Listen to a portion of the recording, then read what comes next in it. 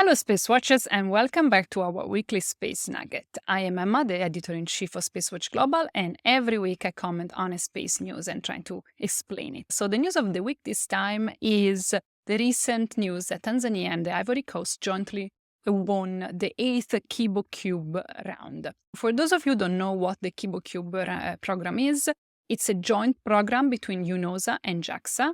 It's a cooperation program on CubeSat deployment from the International Space Station Japanese experimental model.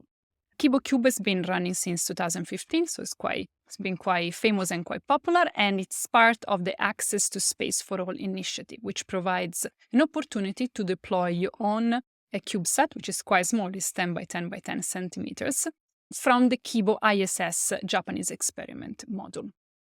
So why I think this is interesting?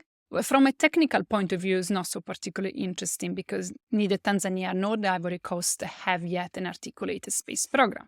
However, it is interesting from the point of view of development of a spacefaring country, because the questions that the KiboCUBE initiative tries to answer is, how do you start the development of a space country if you don't have any infrastructure? Where do you start from? It takes money, it takes time to train the human capital.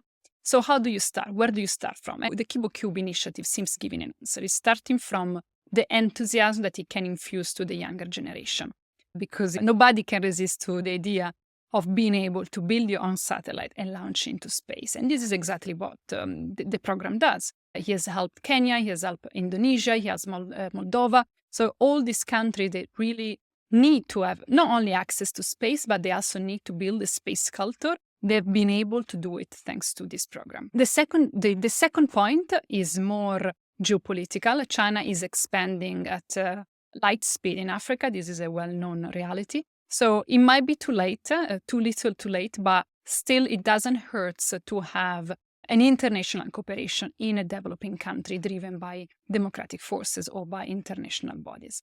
Last but not least, just a personal observation, we might want to ask ourselves how we can balance our desire, our rightful desire to involve everyone in space, which is correct because space is for everyone, and the need to keep our orbit clean, because we know the CubeSat and NanoSat and experimental missions are an issue because they crowd the orbit. However, in my personal opinion, the problem should be searched somewhere else. The problem of having an orbit that is too crowded and too overused is not being created by Tanzania or the Ivory Coast, is not being created by developing countries. So I don't think that we should try to limit the access at the time, especially when it happens that it's one CubeSat per year by the winning countries of this program.